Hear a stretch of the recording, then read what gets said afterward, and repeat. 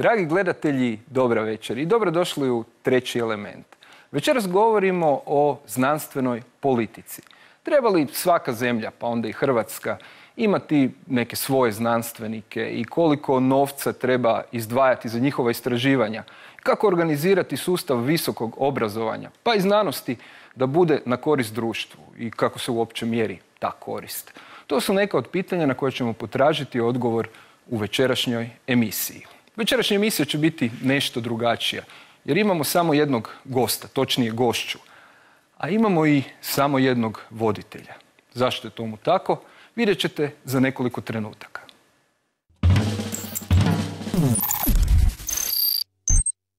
S nama je večeras profesorica doktorica Blaženka Divjak, ministrica znanosti i obrazovanja u Vladi Republike Hrvatske. Dobro vam večer i dobrodošli.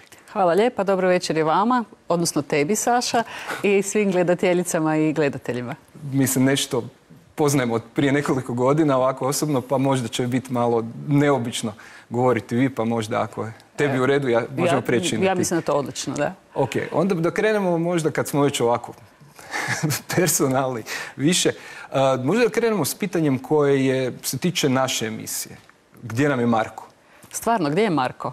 Pa ja mislim da je Marko na Ruđeru, a ja bih vrlo rado da je Marko u ministarstvu. A nadam se da ćemo oko toga uskoro imati dobre vijesti. Pa koliko ja znam, vijesti su upravo takve. On sljedeći tjedan prelazi tamo. Da. I to je razlog zašto Marko više neće biti u trećem elementu ni na Ruđeru.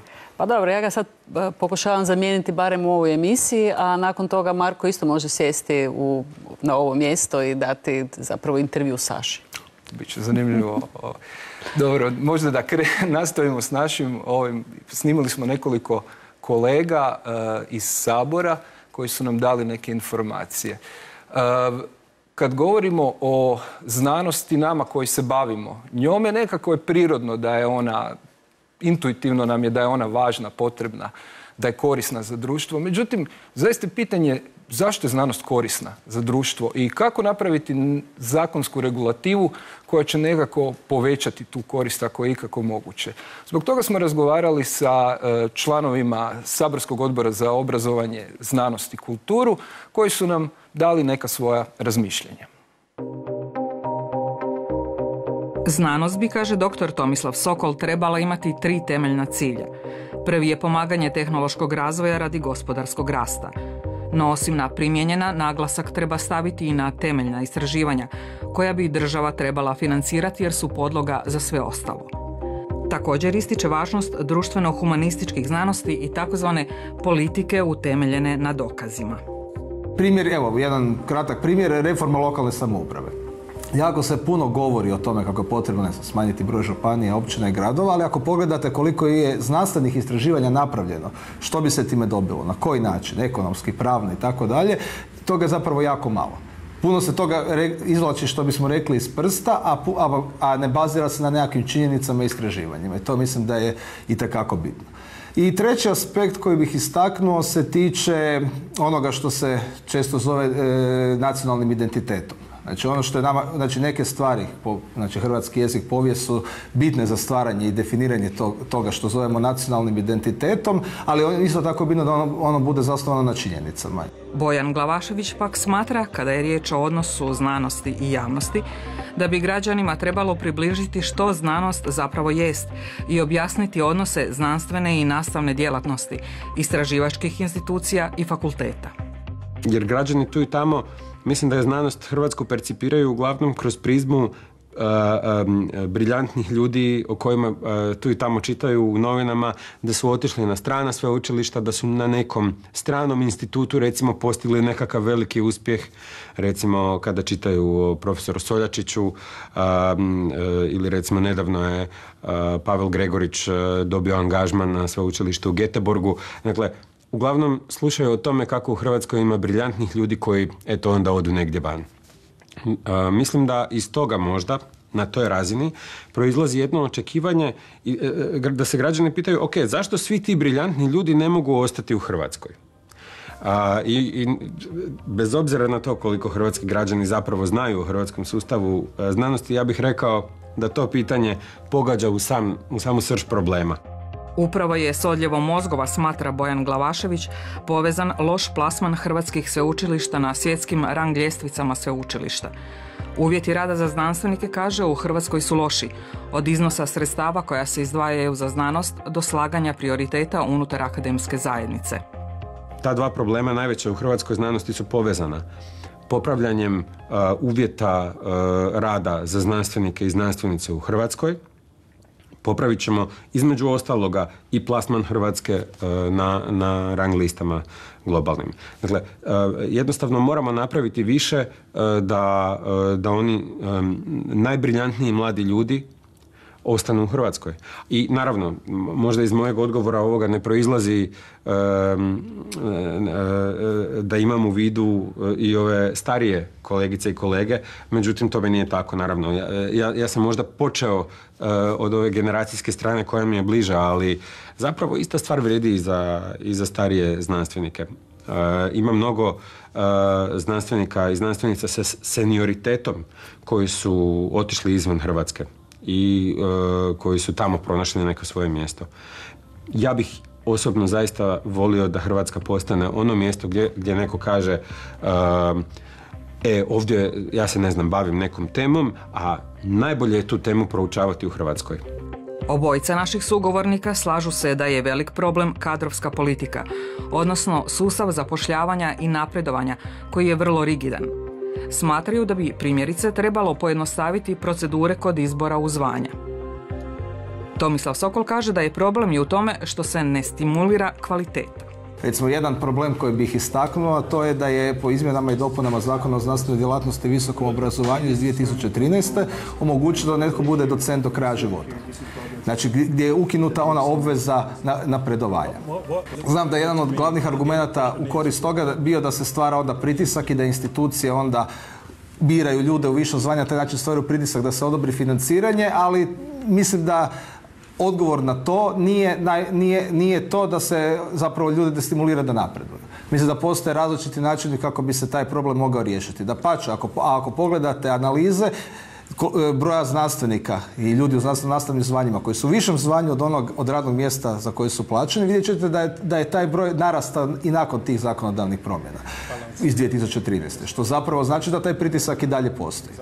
Također, ističe Sokol, nisu jasno definirani kriteriji za napredovanje nakon 65. godine, a za pitanje doktoranata, odnosno asistenata, također treba novo zakonodavno rješenje koje će jasno definirati njihov status. Još jedna stvar, možda isto jedna ovako osjetljiva tema, ali opet isto se tiče znači, tog kadrovskog dijela. To je pitanje ako pogledate uvjete za izbor u zvanje i napredovanje, iste uvjete za izbor u znanstveno zvanje moraju nastavnici na sveučilištima kao i osobe koje rade na institutima.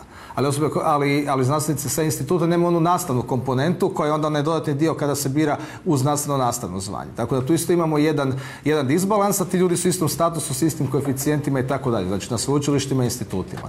Čime ne govorim da treba napraviti nužno različite kriterije za jedne i za druge, ali to je nešto o čemu se svakako treba raspravljati.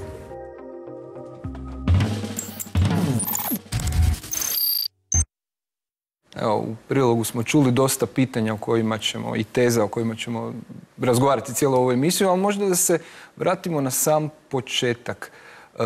Trebaju li zaista Hrvatskoj i drugim zemljama koje su u sličnoj situaciji kako smo mi nekakav sustav znanstvenih istraživanja? Mislim, zašto mi ne bi uložili sva sredstva koja imamo u neku tehnologije, razvijamo modernu tehnologiju, a ova znanstvena istraživanja ostavimo nekim bogatijim zemljama? Pa trebaju i temeljna, fundamentalna istraživanja. Zapravo ono što se pokazuje da oni koji imaju dobra temeljna istraživanja onda imaju i podlogu za primijenjena istraživanja. Vrlo teško bi mogli raditi na način da isključivo primjenjujemo znanost, znanstvena otkrića, znanstvene teorije u čijoj izradi, u čijoj razvoju mi nismo sami sudjelovali. Znači, ima smisla financirati temeljna fundamentalna istraživanja, ali ono što nama stvarno nedostaje, to je veći naglasak na primijenjena istraživanja koja onda imaju naravno i svoj utjecaj na razvoj gospodarstva.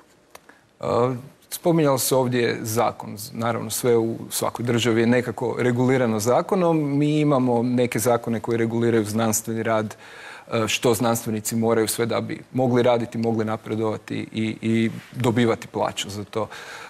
Što nije dobro u sadašnjoj toj zakonskoj regulativi, što bi trebalo promijeniti i kad možemo očekivati da se krene s tim promjenama? Ajde, ja ću krenuti od ovog posljednjeg pitanja. Znači, mi smo predvidjeli ove godine pokrenuti znači, izmjene i dopune, odnosno novi zakon o znanstvenoj djelatnosti i visokom obrazovanju, da neke stvari ipak osuvremenimo i omogućimo da se prepozna izvrsnost kako na razini institucija, tako na razini pojedinca. Znači, tu treba jasno reći da naravno, mi možemo imati različita mišljenja o tome kakvi su naši uvjeti napredovanja, ali činjenice su takve da govore da kod nas se vrlo brzo napreduje, brže možda nego u drugim europskim državama, a da istovremeno, ako pogledamo kakav je naša znanstvena produkcija, počevši od radova pa do, naravno pri tome govorimo o radovima koji su prepoznati na međunarodnoj razini, pa do patenata, tu nismo tako dobri. Dakle, mi stvarno moramo svoje uvjete jasnije iskazati, postaviti čvršće u nekim područjima, vezati uz nacionalne teme koje su nam važne, ne samo nacionalne teme u smislu znači nešto što je važno za nacionalni, nego što je dio nego što je naš razvojni potencijal. Znači, baš ova primijenjena istraživanja, to također moramo prepoznati. I u tom smislu treba mijenjati sigurno zakon o znanosti i visokom obrazovanju. Naravno, ovdje smo u prilogu čuli i o uvjetima napredovanja za ljude koji ulaze u sustav. Tu se slažem da moramo napraviti sve što možemo da zadržimo mlade ljude u Hrvatskoj, odnosno da kad oni odu vani studirati ili biti na nekom postdoku ili na doktorskom studiju, da se vrate u Hrvatsku. Znači, to je sigurno tema koju mi posebno sada u ministarstvu obrađujemo, s kojim se bavimo i pokušavamo osiguravati i sredstva za to. I s druge strane, ako govorimo o ljudima koji su prema zakonu o radu, znači 65 godina pa bi trebali ići u mirovinu, a imaju potencijal, treba prepoznati tko od njih zapravo je važan za sustav, treba ostati u sustavu jer ima međunarodne projekte, radi u timovima, ima osigurana sredstva, a gdje se zapravo radi samo o tome da nekome produljimo radni odnos nakon 65. godine, jer nemojmo se zavaravati.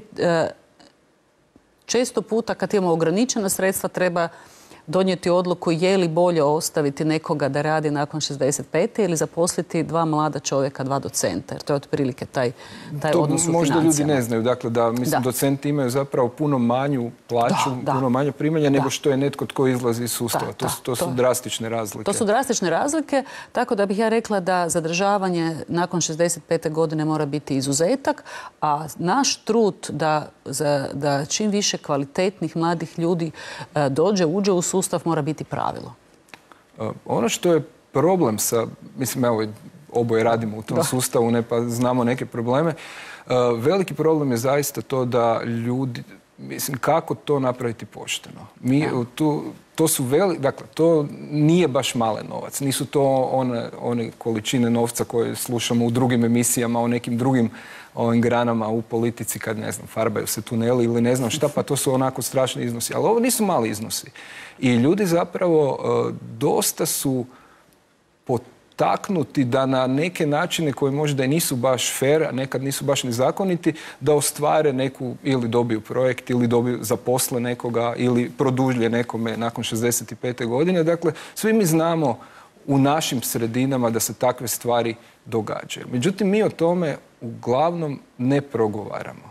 Zašto i može li se to promijeniti nekako? Pa ja bih rekla, mi prije svega kao znanstvenici, ja sad krećem osobno od tebe i od mene, mi kao znanstvenici prvo imamo odgovornost da stvarno se borimo za izvrsnost u sredini u kojoj jesmo. I znači to je prvo na osobnoj razini. To je isto autonomija i profesora, sveučilišnog profesora ili znanstvenika. Znači ne samo znanstveno istraživanje, nego i autonomija izražavanja i kritičkog promišljanja. U tom smislu mi ne možemo pobjeći odgovornosti. Nakon toga to su tijela, pogotovo na sveučilištima, koje o tome odlučuju. Od fakultetskih vijeća preko senata, odgovornost se mora preuzeti. I naravno onda na razini sustava, ministarstva, da se unatoč tome što sveučilišta imaju autonomiju, što znanstveni instituti jesu, imaju svoje stručna tijela, da ipak ministarstvo ima mogućnost provođenja i treba provoditi i nadzore tamo gdje se misli gdje postoji sumnja da je zakon, da se ne radi po zakonu ili da se ne radi u skladu sa onime što bi trebalo raditi. Ja mislim da tu od toga niko ne može biti izuzet. Slažem se, naravno, ali činjenica je da su ljudi nekako budu izuzeti od toga, odnosno da možda preciznije kažem. Dakle, jednostavno, manipulacije postoje, ne prijavljuju se. Ono što je moj neki stav koji obično kažem ljudima, da i mi kao znanstvenici imamo određenu društvenu odgovornost i ja ne vidim zašto društvo bi mene financiralo da proučavam protone, šta se događa kad ih neko kvrcne. To baš nije tako važno društveno. Puno je važniji društveni nekakav angažman moj gdje ću ja prijaviti ako postoji neka nepravilnost. Međutim, mi znamo da ako prijavljujemo nepravilnosti, da će uvijek biti tu neka vrsta odmazde i ono što bi mogli reći nekako niko od nas nije baš blesav. Svi mi znamo da ili ćemo stradati ako to napravimo, ili, što je još onako više obeshrabri čovjeka, ili neće se dogoditi apsolutno ništa, bez obzira na sve što mi napravimo. I to je nekako razumno, ne tako razumna osoba shvaća da je takva situacija. I evo Teja Žakula koju smo vidjeli baš ovdje u prilogu njezinu, ona je u našoj emisiji rekla da možda je problem s nama da smo malo previše razumni, da bi možda trebali biti više nerazumni. Slažeš li se s time? Pa dobro, mislim da sad sigurno je da moramo više, da moramo biti aktivniji. Znači da ne moramo samo razmišljati o sebi na način da smo mi znanstvenici koji imaju svoj znanstveni projekt ili profesori koji imaju svoje temu istraživanja, profesori koji imaju svoje studente, nego stvarno da je i svuda je tako da postoji ta treća uloga, treća misija kako institucija koje su u visokom obrazovanju ili u znanosti, tako i osobno svakog znanstvenika da iznosi svoje mišljenje otvoreno. Naravno, pri tome se mora paziti da se nekoga ne uvrijedi na način koji bi mu mogao nanijeti štetu, neopravdano, ali da se otvoreno razgovara, da se razgovara o kriterijima, da se na mjestima koja su za to zadužena, kao što su vijeća, senati, jasno ukazuje na probleme, a onda gdje to nije moguće riješiti, da se ta stvar pošalje dalje. Znači da se krene ili prema ministarstvu ili prema nadležnim tijelima, koliko je tome tako. Znači, ali mi stalno zaboravljamo na tu, mislim da to je kod nas problem, nije toliko možda problem u nekim razvijenim zapadnoeuropskim državama, a to je ta javnost rada i djelovanja. Znači, mi smo pozvani na javnost, znači da i naše poslovanje bude javno, da i naše djelovanje bude javno i da mi na koncu konca i opravdamo zašto se ulaže i u znanost i u visoko obrazovanje, koje su to koristi, zašto bi neka radnica u tekstilnoj industriji s minimalnom plaćom izdvajala iz svoje plaće, da bi neko, recimo Saša, zato jer je pametan, naganjao protone po sobi. Dakle, to moramo znati, ali tu je i naša uloga, znači s druge strane države, da jasno kaže koji su to sve zahtjevi, što mi želimo, koji su to ciljevi koje želimo postići i da onda financiranje usmjeravamo na taj način, ne da ugasimo fundamentalna istraživanja, ne kažemo, znači ono je dodatno financiranje, kako će se ostvariti. Koje projekte će financirati Zaklada za znanost? Kako ćemo mi poticati da naši znanstvenici budu konkurentni na međunarodnoj sceni? To je ono što mi sada pokušavamo i preko proračuna i ovih dodatnih sredstava i osigurati. Mislim, ne znam koliko si pratio, ali mi jesmo u ovome, za ovu godinu ukupno proračun, znači sve ono što je u Ministarstvu znanosti i obrazovanja, najviše smo povećali poziciju znanosti. To je 23% ako uključimo sve ono što je na našim pozicijama, što mislim da je značajno, ali još je značajnije na koje projekte to dajemo. Apsolutno. Kad govorimo o financiranju znanosti bez adekvatnog financiranja, teško je zaočekivati kvalitetna znanstvena istraživanja. U Hrvatskoj financiranje znanosti rade Ministarstvo znanosti i obrazovanja i Hrvatska zaklada za znanost. S našim sabornicima, kojima je u opisu posla da nadziru rad tih tijela, razgovarali smo o tome što je dobro, a što loše u radu ministarstva i zaklade. U radu ministarstva sasvim sigurno postoji čitav niz stvari koje bi trebalo popraviti i mislim da tu možda više dolazi do izražaja ono kako građani vide ulogu ministarstva. Recimo, kada je ministarstvo u pitanju, jedan poprilično velik problem su stipendije, koje uglavnom dolaze kasno, čudan je taj ciklus isplate, iako je tih stipendija zapravo dosta, pogotovo sad ove STEM stipendije takozvane, postoji problem, ja mislim, i u tajmingu zapravo isplate. To je samo jedan primjer, inače politički gledano bi se tu našlo još zamjerke. Tomislav Sokol smatra da je ministarstvo u prošloj godini napravilo nekoliko velikih iskoraka. Od povlačenja 2 milijardi kuna za projekte iz europskih fondova do nekih zakonodavnih rješenja. Što se tiče same politike ministarstva, ono što bih naglasio, mislim da je potrebno, da je znanstveni i obrazovni sustav dosta specifičan i da se neke stvari ne mogu raditi preko koljena. Tako da mislim evo, zdravstvo i znanost, obrazovanje su sustavi gdje vi bez stalne komunikacije s dionicima, sa sustavom, sa sveučilištima i tako dalje, i suradnjom s njima ne možete zapravo postići ono što biste htjeli. Jer ako idete lobiti preko koljena, nekakvi otpori će uvijek biti prejaki, s jedne strane. S druge strane, vi morate isto tako slušati sveučilište, jer one imaju svoje specifičnosti i svoje probleme gdje svakako treba i njihovu stranu čuti i od ministarstva i da ministarstvo dobije taj input kako bi moglo onda temeljem toga kreirati neke javne politike. Kad je riječ o Hrvatskoj zakladi za znanost, Sokol smatra da je riječ o pozitivnoj i kvalitetnoj instituciji. O nerazumijevanjima vezanima uz neke evaluacijske procedure moglo bi se, kaže, više razgovarati sa znanstvenom zajednicom. Glavašević ističe 2 problema. Jedan je taj što su propisi zaklade osmišljeni za mnogo veću akademsku zajednicu. Teško je naći kolegice i kolege s kojima mogu zajednički aplicirati, jer kažu da su propisi takvi da su zapravo osmišljeni za mnogo veću akademsku zajednicu. S druge strane, postoji još jedan problem koji često ističu, a to je prevelika birokratiziranost. Dakle, jednostavno količina papirologije koju je potrebno popuniti da bi se uopće došlo do sredstava je tolika da značajno usporava proces aplikacije. I jednostavno kažu da im se ne isplati, da je cost benefit toga jednostavno takav da im je neisplativo aplicirati. Dakle, to su recimo 2 problema vezana za Hrvatsku zakladu za znanost koje mnoge moje kolegice i kolege ističu da su im sporni i problematični. Ja vjerujem da bi se na tome moglo dosta raditi.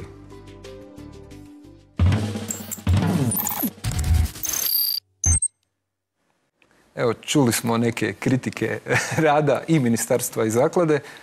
Imaš kakav odgovor? Da, imam puno. Ja sam toliko toga napisala da mogu sljedeći 10 minuta govoriti, ali neću. Evo, kratko. Vezano uz isplate stipendija, to je bila prva tema.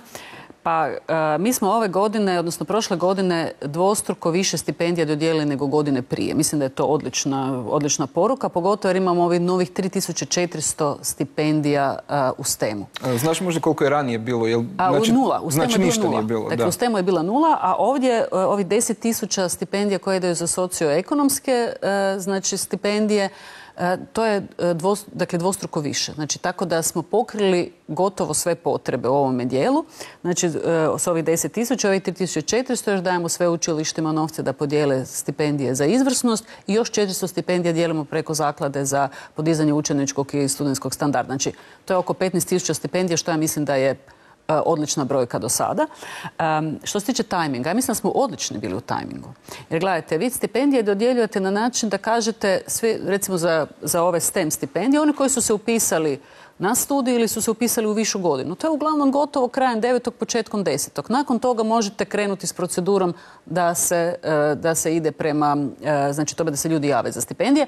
A ove godine smo imali, ja mislim, veliku apsolutnu zvijezdu, a to je bilo da smo ove STEM stipendije dodijelili tako da je pravo našlo studenta, a nije student morao tražiti svoje pravo. Znači, oni nisu uopće aplicirali, nismo njima ponudili. Rekli smo, evo, vi ste prema svojim rezultatima do sada zaslužili stipendiju, želite li stipendiju? Znači, to je išlo sve preko sustava. Moram priznati da mi se taj način sviđa puno više. Ja mislim da malo će nam biti teže sa ovim drugim stipendijama jer treba malo više dokaza vezano uz imovinski status, ali za STEM stipendije smo to odradili i osim što smo malo čekali 10 minuta da se lista pojavi, kada smo to prezentirali, ostao je sve otišlo zapravo super, barem ja mislim.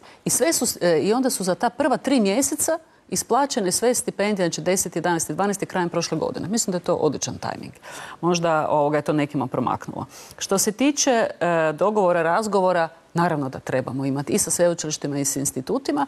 Međutim, mora se jasno i artikulirati ono što sam ranije rekla. Koji su to naši strateški ciljevi razvoja? Što mi želimo razvijati? Odnosno staviti u funkciju sve ove strategije koje smo donijeli. Znači, mi donosimo strategije u kojima su ciljevi. Tko bi to trebao izvršavati? Hoće li to u ministarstvu, raditi administrativno osoblje? Hoće to raditi ministrica sa pomoćnicima? Pa očito da ne. Znači, to je javni instituti, javna sveučilišta moraju biti dio tog sustava. To nam je svima mora biti i obaveza i čast da radimo na razvoju kako gospodarstva, tako i društva. Znači, razgovori i dogovori da, ali o ciljevima. O ciljevima i moramo, naravno, mi koji predstavljamo vladu, državu, mi moramo artikulirati koji su to ciljevi, uzeti ih iz strategija i staviti u život. Znači, to bi recimo bili odgovori vezano uz dogovore i sa sveučilištima i institutima. Što se tiče Hrvatske zaklade za znanost, mi smo podigli izdvajanje iz državnog proračuna za Hrvatsku zakladu za znanost. Evo, baš sam neki dan razgovarala sa akademikom Vretenarom koji vodi Hrvatsku zakladu za znanost. Ove godine će biti angažirano 200 milijuna kuna. Znači, preko Hrvatske zaklade za znanost. Što ja mislim da je respektabilan iznos i ono što sada se pokazuje da mi praktički, to je naš maksimalni apsorpcijski kapacitet. Znači, kvalitetnih projekata je bilo, oni koji su prošli, znači dobili dobre ocjene i tako taman toliko koliko je bilo i novaca. Znači, sad smo tu došli do nekakvog maksimuma što se tiče projekata koje financira Hrvatska zaklada za znanost. Tu se treba reći da su osim projekata, dakle znanstvenih istraživanja samih, tu su i plaće za novake i postdokove. To je super. Što je recimo od ovih novosti koje imamo za ovu godinu, to je da imamo preko Europskog socijalnog fonda novaca za zapošljavanje 154 nova doktoranda i 38 još dodatnih u sljedeće. Ovo smo već potpisali za 154, još do 38 očekujemo potpisivanje. Preko ZCI-evi, znači znanstvenih centara izvrsnosti još 101, što će reći da mi ove godine stvarno imamo respektabilan broj ulaza u sustav. Znači, ako to sve skupa zbrojimo, to će biti valjda oko 280, ne, blizu 300, ako sam ja to dobro sada zbrojila. Znači, to je dosta veliki broj mladih ljudi koji također mogu ući u sustav ili preko zaklada ili preko znanstvenih centara izvrsnosti. I ono što također želim naglasiti da smo povećali i ovo temeljno financiranje koje ide preko ministarstva. Znači, do sada, mislim da je to povećanje s 50 milijuna na 65 milijuna, ovako nešto. I hladni pogon za znanstvene institute je povećan, tako da mislim da napravljeni su određeni pomaci u financiranju. Oko administriranja projekata Hrvatske zaklade za znanost potpisujem. Ja sam također imala projekt Hrvatske zaklade za znanost i znam da sam se jako namučila u ovom birokratskom administrativnom dijelu i tu moramo stvarno razgovarati sa zakladom da se to pojednostavi. Naravno, znači, to su ta tri razine financiranja koje imamo. Ministarstvo koje financira praktički hladni pogon i one, znači, temeljna financiranje preko onog višegodišnjeg financiranja za znanost. To je povećano. To mora biti, ali je povećano. Drugo su nacionalni kompetitivni projekti preko zaklade. I treće, to su oni kojima ne trebaju zakladeni projekti. To su oni koji su kompetitivni na međunarodnoj, posebno europskoj razini. Znači, gdje imamo fondove, posebno, Obzor 2020, slične fondove. I svi oni koji su tamo kompetitivni sigurno ne trebaju ići na zakladu. Dobro, imamo sad neka pitanja, ali odgovorila si na dobar dio njih. Kad sam radila bilješke? Ja sam radila neke bilješke. Ovako, ono što me zanima ovdje je, niz godina već se govori o tome, ja mislim da preko 10 godina, ulaganje u izdvajanja za znanost, znanstvena istraživanja zapravo pada ili stagnira. Dakle, sa nekakvih 1% bruto domaćeg proizvoda mi smo pali na nekih ispod 0,7%. Ovdje se stvarno reklo puno, sve se povećalo. Prije bi znalo nešto se povećati, a onda ispadne da hladni pogon se smanji za isti broj desetaka milijuna i to je stvarno strašno bilo. Jer mislim, hladni pogon se mora platiti. Ne možemo ne platiti struju, plin, vodu, dođu isključene na institutu. To je stvarno neobično je bilo kako se to radilo do sad. Znači li to možda naši gledatelji znaju da si ti matematičarka po struci, pa kad zbrojimo sve te postotke i brojeve, hoće li to značiti da će se ove godine i sljedeće godine zapravo izdvajati puno više za znanost nego što se izdvajalo do sada? Pa sigurno se sad već vidimo, znači ovaj proračun, ako gledamo samo čistu znanost, je povećan, kao što sam rekla, i to je veliko povećanje, odnosno dakle, ovo je 23%. Međutim, znači u tom baš razdjelu za znanost, ali tu su još i plaće koje su rasle nešto više od 6%, pa ćemo i to pribrojiti. Naravno, mi računamo i na puno veće povlačenje ovih sredstava iz EU fondova, ne samo znanstvenih centara izvrsnosti, nego i znanstvene infrastrukture i općenito sve od financiranja mladih znanstvenika do, ne znam, Seal of Excellence, znači za one projekte koji su prošli međunarodnu recenziju, a nisu financirani, a dobili su dobre ocjene. Znači, kad sve to stavimo na jednu hrpu, sigurno će se povećati, dakle, rast će izdvajanje. Međutim, mi moramo razumjeti također da ovo izdvajanje, govorimo o izdvajanju u odnosu na BDP, u izdvajanju iz BDP-a, udio u BDP-u. Znači, to je drugačije nego kad gledamo samo izvorni proračun. Znači, u proračunu možemo pročitati jednu stvar, međutim, kada gledamo ono što se prati, znači to je ovaj postotak u BDP-u, sad taj postotak će rasti ne samo zato jer mi imamo nešto u izvornom proračunu, nego i u fondovima, znači to je drugi stup, a treći, ono što najslabije koristimo, a to je sudjelovanje gospodarstva, znači treći strana u financiranju znanosti, primijenjena istraživanja, znači istraživanja koje su vezane uz industriju, tu smo najslabiji. Znači nama ukupno izdvajanje je tu najmanje. Činjenica da u mnogim zemljama, koliko sam pratio, zapravo izdvajanje iz privrede doseže otprilike istu ovu razinu koju ima iz države. Kod nas je to neznatno. Znači, neznatno doprinosi ovo izdvajanje koje dolazi iz privrede, znači u ovome postotku, i to je možda ono što o tome se slabo raspravlja. Dakle, zato smo i na početku rekli da ovo primijenjeno istraživanje, pogotovo primijenjeno istraživanje koje je relevantno i povezano s industrijom koju imamo, recimo. To bi morali pojačati i to bi onda nama pojačalo i ove postotke o kojima govorimo. Znači, ne samo iz državnog proračuna, ne samo iz zaklade, nego fondovi potaknuti plus i privredu da ulaže više jer tu onda automatski svaki uloženi euro ili svaka uložena kuna se vraća deseterostruko. Dosta smo govorili o znanosti i znanstvenim istraživanjima i financiranju znanosti. Bilo bi red da se osvrnemo malo i na obrazovanje. Konkretno govorimo naravno o visokom obrazovanju. Kakva je situacija u visokom obrazovanju? Razgovarali smo s rektoricom Riječkog sveučilišta. Pogledajmo što nam je ona rekla. Kada govorimo o društvenoj ulozi sveučilišta, kaže rektorica Prijić Samaržija, onda obično govorimo o 3 njegove misije. To su kvalitetno i relevantno visoko obrazovanje, isto takva znanstvena istraživanja koja mogu pridonijeti općem obrazovanju, te javno dobro, odnosno društvena odgovornost.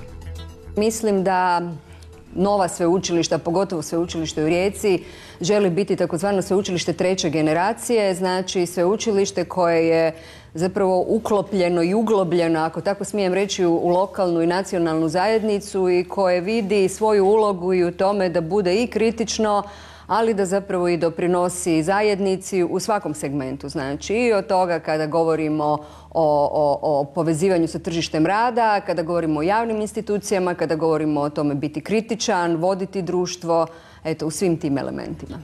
Autonomiju sveučilišta rektorica Prijić Samaržija najuže veže uz pojam odgovornosti. Kaže kako nijedno sveučilište ne može ispunjavati svoju društvenu misiju ako nije slobodno i autonomno. To znači da njegovi znanstvenici imaju mogućnost i prostor za kritiku, da kažu ono što misle i djeluju na način na koji misle da trebaju djelovati. Šta znači autonomija? Kao i kod pojedinca. Naša je sloboda ograničena slobodom drugih. Prema tome, ako imamo druge aktere u društvu, a to su porezni obveznici koji uplaćuju državni proračun kojim se financiraju javna sveučilišta, onda naravno da je naša autonomija i naša sloboda djelovanja vezana uz to što našim poreznim obveznicima zapravo treba, odnosno našem društvu. Prema tome, autonomija i sloboda sigurno ne može značiti da možemo učiniti sve što nam padne na pamet, jer to je potpuna degeneracija ideje slobode i ideje autonomije. To naravno podrazumijeva činiti najbolje što možeš bez nekakvih autoritarnih ograničenja, ali na dobrobit onih i da povećaš slobodu ostalih. Opće je poznato da je jedan od najvećih problema znanosti i visokog obrazovanja u nas nedovoljno financiranje. Hrvatska za znanost i obrazovanje izdvaja samo 0,78% BDP-a, dok je europski prosjek 2%. Stoga su očekivanja sveučilišta sasvim jasna. Bolje financiranje, kako bi se moglo odgovoriti na izazove pred njima. Svako nas pita na kojem ste mjestu rangirani, ali svi nas pitaju koja vam je kvaliteta obrazovanja, a pritom vam da toliko zapravo novaca kojim ne možete osigurati adekvatnu kvalitetu i odgovarajuću znanstvenu produkciju.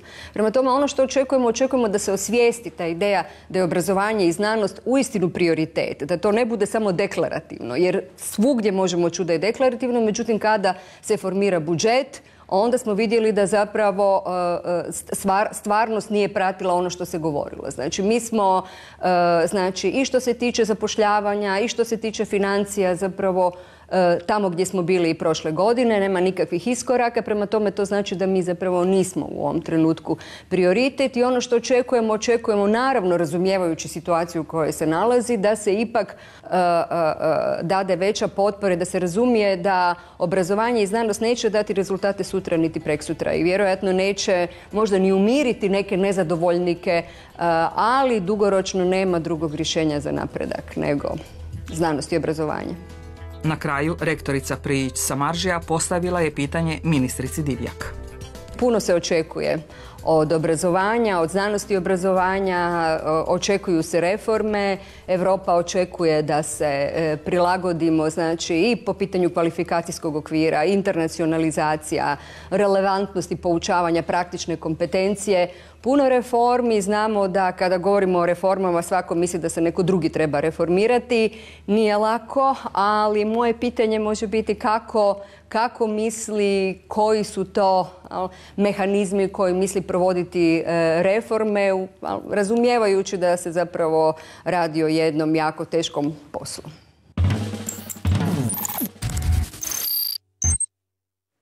Evo, ja bih se zahvalio ovim putem rektorici da je postavila pitanje, pa ja ne moram. Kako, dakle, reformirati ljude koji se ne žele reformirati? Koji su to mehanizmi? Da, ja isto zahvaljujem rektorici. Jedna lijepa analiza, iako brzinska. Znači, stvarno je uloga sveučilišta trovrsna. Znači, znanost, obrazovanje, služenje društvu. Na to služenje društvu se često puta zaboravlja, pa ja evo njoj zahvaljujem da to posebno potencira. I druga stvar, da autonomija sveučilišta ne može bez odgovornosti. Znači, ta odgovornost je ono što ja stalno naglašavam. Na osobnoj razini, na institucionalnoj razini, naravno i na razini države. I tu sad dolazimo do toga da je odgovornost države da stvarno puno bolje financira znanost i obrazovanje. Mene kad su krajem prošle godine pitali vezano uz proračun, jesam ja zadovoljna, kada sam umjereno zadovoljna, što bi značilo, s obzirom na okolnosti, dobili smo više, pokrenuli smo određene procese. Jako puno radimo na povlačenju fondova da dopunimo ono što u proračunu nemamo, ali to je sigurno nedostatno. To je sigurno nedostatno i ja stvarno očekujem da napravimo puno više u smislu povećanog izdvajanja znači u sljedećoj godini.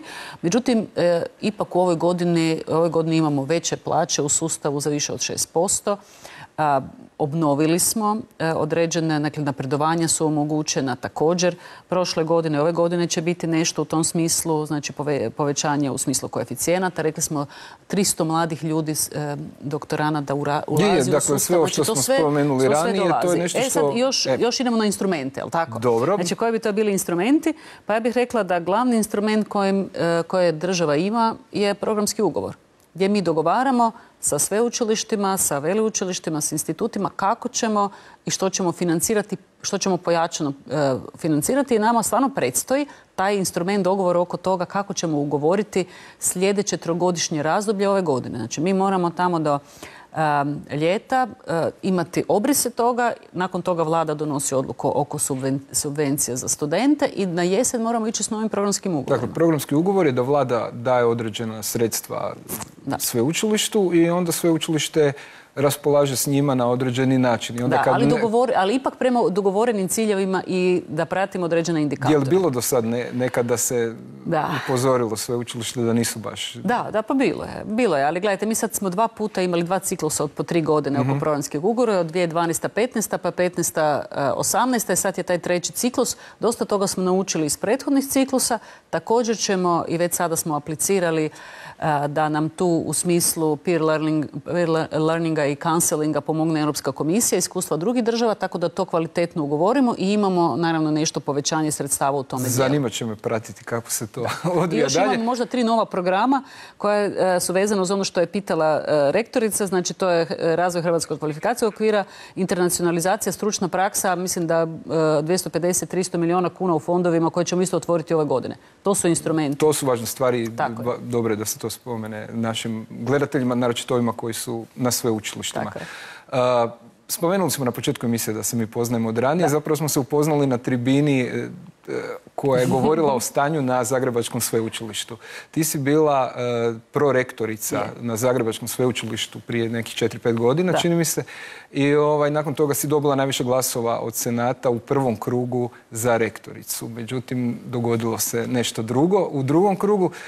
I mene impresioniralo koliko si ti zapravo otvoreno govorila o situaciji na Zagrebačkom sveučilištu. Evo, to je bilo prije par godina. Kakva je situacija sad? Bolje da ja ništa ne komentiram, ali ti ćeš znati to reći bolje. Pa da, ja sam bila prorektorica 2010. do 2014. Znači rektor je bio, tada je rektor Aleksa Bijelić bio rektor i puno procesa smo pokrenuli. Ja sam bila posebno ponosna jer smo primjerice osnovali centre za podršku studentima, za razvoj kvalitete, oformili, zaposlili ljude, krenuli s različitim aktivnostima. Toga, nažalost, sada nema. Ovo je, ja bih rekla, to je dobar primjer. Znači, ali zašto sam taj primjer uzela? Pa zbog toga jer ono što mislim da je važno za sveučilišta kao što je Zagreb, koje je veliko i u dobroj mjeri dezintegrirano, znači autonomija sastavnice je visoka. Znači mora postojati funkcionalna integracija po nekim poslovima. Recimo ovo su dobri primjeri, znači usluge studentima u smislu pomoći recimo ureda za studente s invaliditetom ili pak osiguravanja kvaliteta koje mora stvarno biti za sve sastavnice osigurano na jednoj razini ili zajedničkog financiranja, sudjelovanja svake sastavnice preko Senata u donošenju važnih odluka. To mi se čini i ja sam u razgovoru s drugim kolegama ustanovila da i drugi to tako vide, da tu nije bilo pomaka. Dapače, išlo se korak unatrag u razini tih usluga i u razini u kojoj sastavnice preko Senata sudjeluju u upravljanju sveučilištem. Ko je kriv za to? Pa ja mislim, očito je, pa ste vi... Ne mislim sad jedna osoba, Ne, dakle, radi se, to je uvijek, komunikacija mora biti dvostrana, to je proces koji je dvosmjeran. Znači, s jedne strane, sastavnice i Senat mora tražiti veću ulogu u tome, a s druge strane uprava sveučilišta mora tražiti veću i davati veći značaj upravo Senatu, koji predstavlja najviše tijelo odlučivanja na sveučilištu. Onda se ne bi događale situacije kao što smo imali na Filozofskom fakultetu, na hrvatskim studijima ili tome da se tuži studenta. Evo, vrlo otvoreno u tome dijelu.